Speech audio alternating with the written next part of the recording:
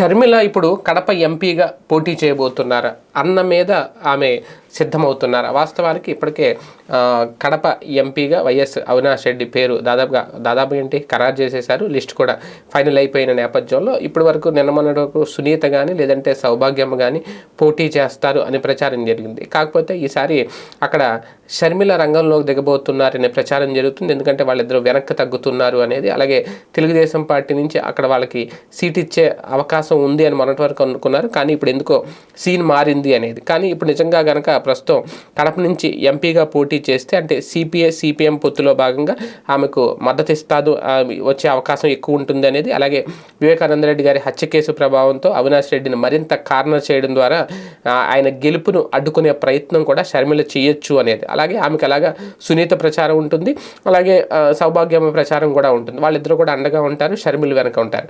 ఇది అవినాష్ రెడ్డిని ఓడించడంతో పాటు తన సొంత అన్న జగన్మోహన్ రెడ్డి గారికి కూడా జలక్కిచ్చినట్టు అవుతుంది. ఎలాగ ఏ అసెంబ్లీ స్థానం నుంచి బరిలోకి దిగినా గెలుపు అనేది కాస్తంత అసాధ్యమే కాంగ్రెస్ పార్టీ నుంచి షర్మిల. అందుకు ఇప్పుడు ఆమె కడప ఎంపీగా కాంగ్రెస్ పార్టీ నుంచి బరిలోకి దిగబోతున్నారనే ప్రచారం జరుగుతుంది. ఏం జరుగుతుందో చూద్దాం.